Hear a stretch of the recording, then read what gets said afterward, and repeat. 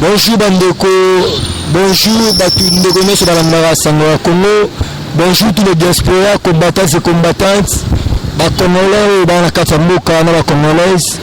En tout cas, actualité, phare, les amis, Mobembo, il y a le chef de l'État, Namboka Ali Bongo, précisément dans Libreville. Pour la maman la forum, et Zakuna, Matali, CAC, le chef de l'État, accueilli pour l'intérêt de la famille n'a été accueilli pour l'intérêt du peuple congolais, autant que bien dans le poteau souverain pour moi. Le chef de l'État, la bande qui est dans le discours à l'état de la nation, et c'est le discours où le chef de l'État a le prédicateur, le discours où le chef de l'État a le peuple congolais. Dans le discours, le chef de l'État, il a remercié le Seigneur où il a pour la bienfait où il a salué Poussana, il y a des chambres pour s'adresser à la nation. Le chef de l'État a signé que bêta 7 pour la jeunesse congolaise. Soit disant à toi, il promet pour ne pas réaliser. Congolaises et Congolaises, laissez-moi vous dire une chose. Il y a un moment qui t'attend au Konzambo, après c'est qu'il y a encore 10 à 13. Oui, le bien que si Dieu te donne une responsabilité, il va encore t'accompagner. Aujourd'hui, Félix Antoine Tshisekedi, il est le président de Batalamouka, il est le président de la Taï de Pez, il est le président de la Taï, il est le président même de Kabila Joseph, qui est le sénateur à vie. En gros, ce sont des promesses, c'est faux et archi-faux. Moi je crois, parce que Félix Antoine Tshisekedi a salé mon pronom en Zambé, qu'on le veuille ou pas, Félix Antoine Tshisekedi a réalisé ma promesse d'Aïe. Ce qui est vrai, Félix a deux mandats, mais le peuple congolais a eu confiance à Félix Antoine Tshisekedi pour accélérer le mandat sur le Seigneur Jésus-Christ à cause de moi. Parce que Félix Antoine Tshisekedi a eu la confiance. Il y a 80 millions d'habitants, eux, il va dire que c'est la retombée dans la gratuité d'enseignement. La gratuité d'enseignement, combattants et combattants, tous les diasporas, et ils ont récupéré 2 500 000 enfants récupérés pour la gratuité de l'enseignement de base. Je n'ai jamais vu. C'est de moi, nous attendons l'avènement à Félix Antoine Tshisekedi. Il est dans l'obligation, il y a cause de la classe, parce qu'avènement à gratuité, et petit couche non so. Il y a un moment où le chef de l'État, la président de la Belgique, a dit la gratuité de l'enseignement, ça soulage les parents. Ah, facile là. Parce que gratuité, à condition qu'on a la sorcière, à condition que on a la maquilla congolais. Mais le coup on a la maquilla congolais, je crois que gratuité à l'enseignement et ça lui ticket gagnant là il y a 2023. Qu'on le veuille ou pas, et ça lui ticket gagnant là 2023. En tout cas, le ballon moyen. Le président de la République, il s'appelle bien Félix Antoine Tshisekedi Tshilombo. Mais le cas son excellence Félix Antoine Tshisekedi Tshilombo, en tout cas, ce qu'on me dit que Tshilombo, ça c'est badiné avec son excellence monsieur le président de la République. Papa Molien, son base écoute en nous son excellence monsieur le président de la République, Félix Antoine Tshisekedi Tshilombo, pour tous à d'accord na yo. Yo na vraiment na Batalamouka. Batalamouka ba liko benga Tshilombo, yo po liko benga Tshilombo. Au soit disant, on liko soutenir Tata Mokonzi Ekolo. Mais si on soutenir il s'appelle bien Félix Antoine Tshisekedi. Pourquoi benga Tshilombo?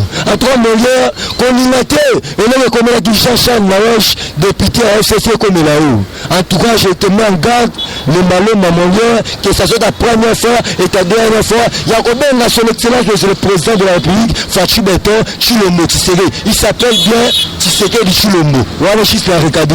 De lui, ma camboza, on a poteau. On a poteau. On a plus de 20 ans, la poteau. Mais le cola, le cosso.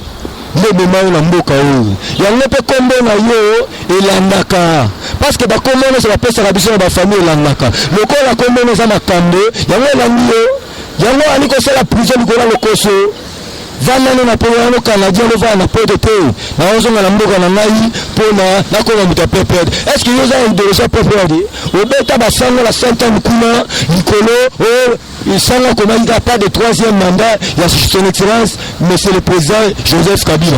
Et Beta Bassango, tu vas faire la prison ferme au Matao Kita, au Matao Kita, tu vas faire la prison ferme à 10 ans. La justice a été rendue au nom des chefs de l'État. Ah, juge principal, auditeur, il y a de l'Imakambali, j'ai rendu la justice au nom du chef de l'État et au nom du peuple congolais. De l'Imakambali, on reçoit la 10 ans de prison ferme parce que le consomme de mémoire en Bokao. Ali Kabilisa makilate basomba na mbelu bino baba bakolo retambola ba papita mwa la podo en voulant trop gagner au risque de tout perdre. C'est pour la toute première fois dans l'histoire de Mboka na biso un ministre en charge de la finance Guy Matondo azana boloko. C'est pour la toute première fois dans l'histoire de Mboka na biso ministre en charge de l'intérieur ville province de Kinshasa de Limakambo a ça la 10 ans ferme en prison. Ba Chris Kadiago Jaliko Bela wana o Matao Kita, il n'y aura pas de poussière appropriée pour la yo de Limakambo. Franck Djengo, Joe Mindengala, Jekoko Moulimba. Parce que le ministre de la Justice, Tamouna Malé, à l'époque, était le soin approprié la poteau. Tamouna Malé, pas question, sur le ministre Franck Djengo, au ministre Joe Mindengala, au ministre. Au moment où on a connu le joueur dans la poteau. Il y a un but sur le télébibé. Sur le Dolima Kambo. To d'initier à voyager des relations appropriées à commander pour jouer en appel. Donc, te le dire, au matin, au Kita, de l'Ima, quand tu vas faire la prison, place il y a un résolution, et d'aller la clinique, normalement.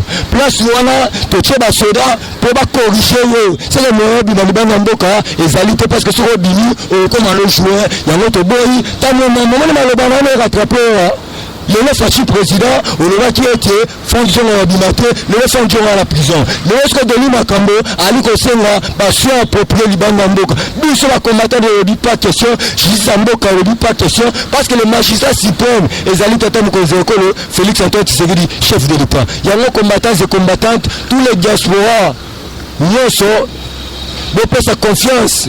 Na Félix Antoine Tshisekedi chef de l'État parce que c'est une kanisa malamu ya Bensamboka à condition que tu sois sorti. Il y a un moment en trois merci na Congolais et Congolaises parce que Bani Batumoro Bobo Karason Bobo du son il y a discours il y a Tata Mokonzi Ekolo et il y a du discours le plus suivi du monde. Le plus suivi discours et comme a dit match le plus cher du monde. Et dans l'Angleterre, derby entre Manchester United et Liverpool. Il y a un match le plus cher au monde. Et tellement à casse, et ça c'est la Barcelone. Il y a un discours chef de l'État, au bout qui tout le monde dans le monde, dans le village, dans le fond, bah lui côté le discours, et le discours non Bolino. Et c'est là qu'on accélère que le chef de l'État a lui on n'a pas d'intérêt souverain pour nous. Autant lui qu'on n'a pas le corps, qu'on est loin. Il y a c'est pour la toute première fois, mais histoire en Mboka la Bissau, une femme a occupé le ministère des Affaires étrangères en Mboka la Bissau. Dans l'innovation, Félix Antoine Tshisekedi de Bissau. C'est pour la toute première fois une personne vivant avec handicap a comme un ministre en Mboka. Et c'est le malheur. Au lieu pour Cavadio a comme un mandia, Tata Chilombe, Tata Félix Antoine Tshisekedi, pas question. Azali Moutouloko Langai, Nazali obligé, il faut la commission, il faut ministre. Et on a dit, Madame Osambo, on est le chef de l'État, a commis ministère, il y a personne qui va inviter un handicap pour la Kobo qui mendicité. Pour la Kobo, il y a en tout cas, il faut que les gens Nicolo, dans le moussou, on va aller n'importe quoi, il y a des gens qui ont ensemble, pouvoir, après 37 ans d'élite. Il y a un moment où 37 ans d'élite, il dépasse à 20 37 ans d'élite, Fatih 5e président de la République, 37 ans d'élite qui existe. C'est le bon conseil. Falloua Mata, Akita, te rebattre jusqu'à l'avènement. Parce que là, on croit, rapporte un zamba pour la seconde fois. C'est que bon Mata, Kita, pouvoir te rebattre là. Tu vas rebattre la biseau. Maintenant, te bénite, maintenant, lui qui a parce que Bible le dit, il y a encore de l'espérance pour tous ceux qui respirent. Dans la bonne Moïse, Fatih, président de la République, non, je crois. Parce que dans mon ensemble, Fatih, dans mon ensemble, dans le discours, dans la commission d'ensemble, pour la consigne, c'est la commission d'ensemble. Dis-le, quitter ça, nous sommes.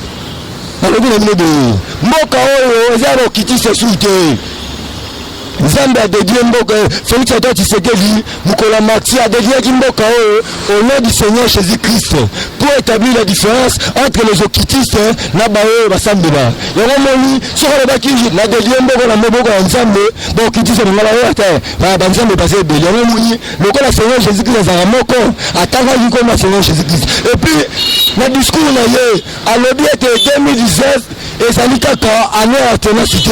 Na 2019 va m'embesser me archevêque de Kinshasa na kola fidèle mbongo na 2019 il a commis cardinal yango na kitata mokonzi ekolo lokola sali na bonino azali na sujet ya peuple congolais yango mona ki akemaki na messe première messe ya cardinal fidèle mbongo na manti pour na relaxa eke azali mwana nzambe azali na première maïté 2019 moi si na emoko l'épouse du chef de l'état Maman Denise Zakero Maman Tozali on se souvient na maloba de Sarabiso pour la base.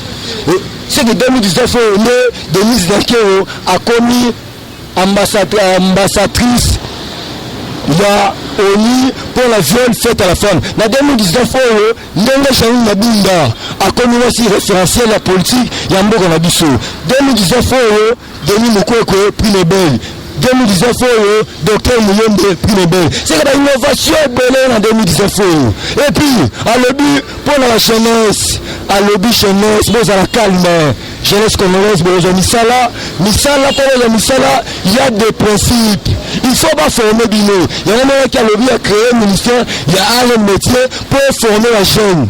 L'un des 4 matins, comme un peu battu. Et puis le troisième ministère, on me conservatif ça qui est avec le ministère agriculture. Ministère agriculture, et qu'on a appui pour être sur les 2 ministères, il y a jeunesse, il y a un métier, l'agriculture, pour travailler en collaboration, pour bacher le monsieur la salle de Bilanga. Parce que dans 4 Bilanga, il y a de la fortune, dans 4 Bilanga, richesse des amis, et qu'on permettre la chaîne, dans un misala, et qu'on permettre la chaîne, basa la vie. C'est que jeunesse congolaise, le chef de l'État, Azali a noté, mon ami Mana, ou Ali Nakati, Ali Kobunda, pour l'intérêt général. Et puis le chef de l'État le dit, le monde attendront le son de la République démocratique du Congo. C'est que Mboka Mokili Mobimba, Baroka son, il y a un moment de dire la Mboka 2020, et Zali année action.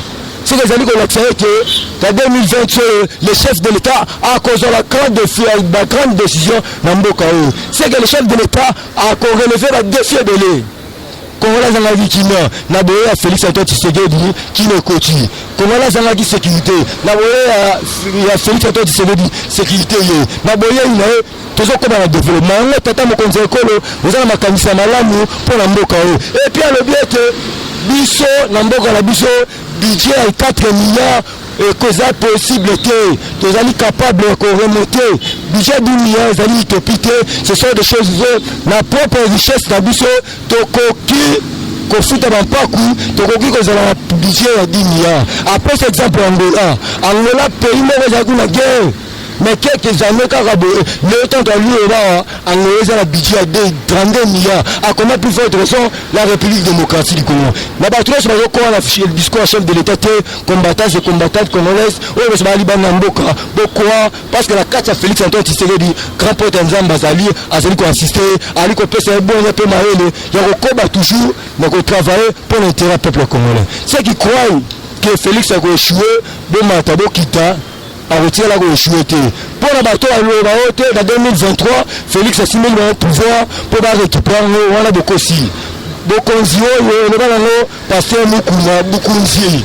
Tu rebattes l'anneau, si le Seigneur Jésus-Christ a reçu. C'est le niveau, il ne faut même pas lever, l'un des 4 matins, comme à président Bokao, tu rebattes la Bokonzi, si le Seigneur Jésus-Christ a reçu. Pour la reciter, Bande Kolana, Libanda, la diaspora, Congolais et Congolaises, combattants et combattantes, ceux qui ont besoin de la vraie information, aux la formalité, aux la locutate, bébé plus de 143, 81, 99, 18, 606, plus de 143, 81, 99, 18, 606. Rosaline Bombo, naïbi kwa la présidence, wa diaspora, naïbi yo, to bouna l'assemblée, bonanango, Maman Francine, bonanango, Viens à Chikito Mouchachino, bonanango, La diaspora nyonso baningangai o bayoka balibana besoin oyoka Guinée les vrais descendants de Etienne Tshisekedi bonango bobenga plus de 143 81 99 18 606 na pesimo la moto belé la bonne sanité ma tante paternelle Gisèle Poa Kaka Bamba na Strat 3 Mambote Belé na ba ressortissant na Somalia o ba ebi Dylan Chiboba le vrai descendant de Etienne Tshisekedi na pesimo la moto belé. Ciao ciao ciao. Eshima, votre magazine qui bat au rythme de l'actualité. Une réponse à vos besoins en information, un éclairage dans divers domaines. Impartial, documenté, instructif. Eshima au cœur de l'info. Retrouvez la nouvelle édition. Exclusivité. Sakombi Molendo, le réformiste qui vient stopper l'hémorragie. Suspension des fonctionnaires peu intègre, numérisation des titres fonciers et climat de confiance avec les collaborateurs. Le nouveau gestionnaire des terres congolaises fixe les nouvelles règles de jeu. Focus. Lambert Mindi, Omalanga, le souverainisme comme un dogme. Redressement délaissé, Tomaluaka Losenjola, l'homme de la situation. Dossier Eshima, fini les vacances, vive les rentrées. De la politique au judiciaire, en passant par les scolaires, les derniers trimestres de l'année 2019 en RDC est décoiffant. Économie, BCC, un cadre des rétrocommissions et détournements à passer au peine fin.